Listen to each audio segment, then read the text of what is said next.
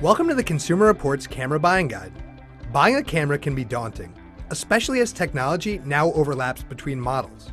Do you need a digital still camera that also takes video, or a video camera that also takes photos? And sure, you can take pretty good photos and video with your smartphone these days. But when is it worth upgrading to a specialized device to get better quality? This guide will give you all the information you need to decide before buying. When it comes to taking still pictures, you've got plenty of options. Your smartphone, a digital camera, an HD camcorder, or an action cam. Any of them are fine for still shots taken in bright light, but add some adversity to the scene like low light, and a digital camera is really how you'll get the best quality still photos. Same goes for video. Superior footage typically requires a specialized video camera, often dubbed a camcorder or action cam. Some high-end SLR cameras also can take excellent quality video, but generally only in 30-minute intervals. How do digital cameras work? Digital cameras aren't that different from conventional film cameras, but instead of capturing an image by focusing light onto a piece of film, digital cameras focus light onto an image sensor, which records it electronically. That image is stored as a collection of millions of tiny dots, or pixels, in a digital file, usually on a memory card inside your camera. What are megapixels? Images are made up of pixels. When you have 1 million pixels, you've got a megapixel. So, a camera that captures 16 million pixels is called a 16 megapixel camera. It's important to remember that megapixels alone do not determine the quality of the photos you capture. But the number of megapixels does determine how large you can print those photos and the amount of cropping you can do without them looking grainy or blurry. Generally, most smartphones have at least 8 megapixel cameras. For general use, 10 megapixels is all the resolution most people need, so don't let a salesperson push a camera solely based on its megapixel count. The quality of the lens has a much greater effect on image quality. Most still cameras can be divided into two categories: point-and-shoot models with fixed or attached lenses, and system cameras with interchangeable lenses and other accessories. While many devices take photos, if superior grade pictures shot in very light conditions are your primary goal, standalone cameras are the way to go. They have more versatile lenses and larger sensors that allow more flexibility, particularly in low light, where your smartphone may not do such a great job.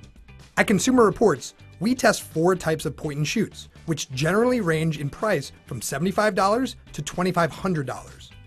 Compact models are small, lightweight, and easy to use because most don't have any manual controls to adjust the exposure or focus by hand.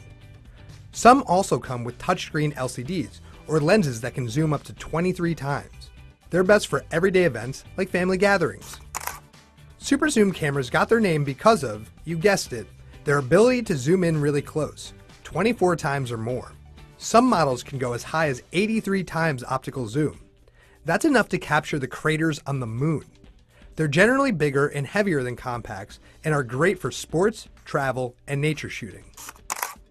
We test rugged waterproof point-and-shoot cameras to make sure they truly are waterproof to the depth claimed.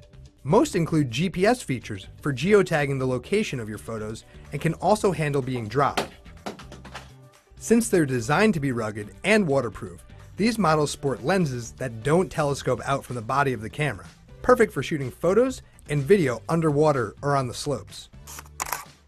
Advanced point-and-shoots are the lightest advanced cameras out there, and many allow you to add an external flash for low light conditions. Unlike basic point-and-shoots, they also boast plenty of manual controls, like manual focus, which lets you precisely control the focus of your shot.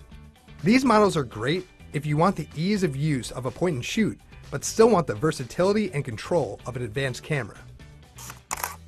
Mirrorless cameras have a lot of the advantages of SLRs, like interchangeable lenses, but are smaller and lighter. For that reason, many people choose them as a high-end travel camera.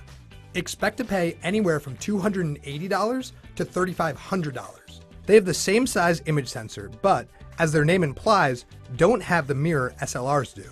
Because of that, they also lack a through-the-lens viewfinder some photographers prefer. Instead, most include high-quality electronic viewfinders, which show you a digital reproduction of the scene you're shooting. SLR stands for single lens reflex. These cameras are generally larger and heavier compared to point-and-shoot models. and are used mostly by people who want higher image quality, more creative options, and better performance when shooting fast-moving events such as sports. SLRs generally range in price from $400 to $3,000 and up. Here are some technical talking points to know about SLRs. Single lens means the image you see through the eyepiece is a reflected image of the scene you're shooting. Reflex refers to the image being bounced off a mirror. As you press the shutter, the mirror flips up and the camera captures the image on the sensor. All SLRs use interchangeable lenses and have large sensors. The larger the image sensor, the shallower the depth of field the camera is able to produce, allowing for more creative photos, such as focusing on a subject and blurring out the background. Most SLRs have plenty of manual controls, such as an exposure compensation dial to quickly brighten or darken a scene. There are also full-frame SLRs. Their image sensor is the size of one frame of 35mm film, the largest of any consumer cameras. A full-frame sensor allows the camera to more accurately capture both bright highlights and dark details in the same image. Most cameras now have digital displays, the screen on the back of the camera that lets you frame and review your photos. Some even have touchscreens like those found on a smartphone. More advanced cameras may also have a viewfinder to frame your shot. These can be really helpful when you're shooting in bright light and can't see the image on your display. A flash is available on almost every digital camera to help illuminate your subject. There are two main types used with consumer cameras: a built-in, which can be onboard or pop-up, and an external flash, which is sold separately and fits into a camera's hot shoe. You'll find an external flash provides a lot more light than a built-in flash and lets you illuminate a greater area from a longer distance. There are two types of zoom lenses: optical and digital.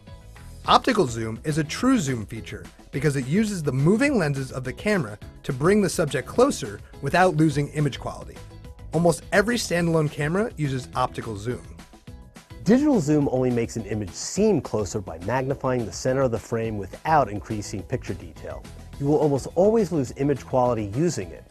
A digital zoom, like the one found on most smartphones, basically works the same as taking a photo and cropping it. That's why if it's an optional feature on your point and shoot, you should really disable it. Image stabilization compensates for shaky hands and helps you capture sharp images using a slower shutter speed. The two best types of image stabilization are optical and mechanical. The optical version takes place in the lens, while the mechanical version happens in the camera body. Image stabilization can make a big difference in the sharpness of photos, especially if your camera has an optical zoom greater than 3 times. Nearly all still cameras these days can capture HD video. Some can also capture Ultra HD or 4K video, which has a higher resolution, 4 times the number of pixels of regular high-definition video. But you'll need an ultra-high-def TV to take full advantage of 4K. One convenient video feature now found on many cameras is a dedicated video button, so you can quickly switch between still images and video. Taking a lot of video? Buy a larger capacity memory card to store it. ISO is a term that historically referred to film speed. On today's digital cameras, it refers to the range of sensitivity of your camera's sensor. For instance, when shooting in darker settings, pick a higher ISO. It will brighten up your shots. When shooting in bright settings, use a lower ISO. Keep in mind that employing a high ISO, like anything over 2500 on an SLR, means you could see more image noise or graininess on your photos, like strayed color dots or pixels. Most cameras have 3 options for shooting still images: the familiar single image mode, burst mode, and self-timer mode. With the press of a button, burst mode takes rapid-fire shots right in a row. Some advanced models can shoot more than 100 shots in one burst, so if you're shooting a baseball game, you've got a much better chance of capturing the exact moment the bat hits the ball if you're using burst mode. As the name implies, self-timer mode gives you a delay between the moment the shutter button is pressed and the moment the photo is captured. Some cameras let you set the length of the timer yourself and the number of shots you can take. When you hear the word camcorder, you might think back to a time when you inserted a full VHS tape into a giant camera. But many of today's digital camcorders can fit in the palm of your hand and weigh as little as half a pound, yet still have at least a 10 times optical zoom lens. HD camcorders range from about $200 to $700, with some 4K models selling for $1,000 or more. Many features available on HD camcorders are very similar to those of digital cameras. The primary difference between cameras and camcorders is their form factor or shape. For instance, while cameras are ergonomically designed for you to take the best still pictures, camcorders and some action cams are formed to provide a more comfortable grip while shooting video. Same goes for the placement of the video record button, the flip-out LCD panel, and the optical zoom features. Camcorders are a good option if you plan to take a lot of video in long stretches and you don't want to lug around a heavy SLR. Action cams are designed for people who like outdoor sports and activities such as jet skiing and snowboarding, and who want the ability to capture hands-free video. They range from about $100 to $600. Because they're so light and compact, they may lack features like a viewfinder or an LCD. Although some have a waterproof exterior, many have a rugged and waterproof housing or removable case. Part of the appeal of action cams is that you can attach them almost anywhere: handlebars, a helmet, even a drone. There's a robust accessory ecosystem filled with all kinds of mounts and straps to make that possible. Also important on an action cam, simple, one-touch controls and even Wi-Fi, so you can control the camera from your smartphone while your hands are busy. Instead of film, digital cameras, camcorders, and action cams store your images on flash memory cards. SD, or Secure Digital, is the most common format. Others include Compact Flash. That's used mostly with SLR cameras. Or micro SD cards, which are often used in smartphones. Some cameras can hold higher capacity SD cards, such as SDHC models, which can store up to 32 gigs of memory, and SDXC, which stores even more. Some cameras can accept more than one type of card, so check your manual. To get your photos and videos into your computer, there are a lot of options. You can transfer media using a cable, like a USB or HDMI. Or, since so many cameras offer Wi-Fi, you can transfer them wirelessly to your computer, your smartphone, or even your printer. You also can insert the memory card from your camera into your computer or a card reader, a device that attaches to your computer to read memory cards. Some printers also have card slots, allowing you to quickly print photos without a computer. Consumer Reports subscriber surveys indicate digital cameras and camcorders are pretty reliable, so it's generally not worth spending the money to buy an extended warranty. To find the best model camera, camcorder, or action cam for you, check out our full ratings at consumerreports.org. We purchase all products we test, are a non-profit, and accept no advertising. Thanks for your support.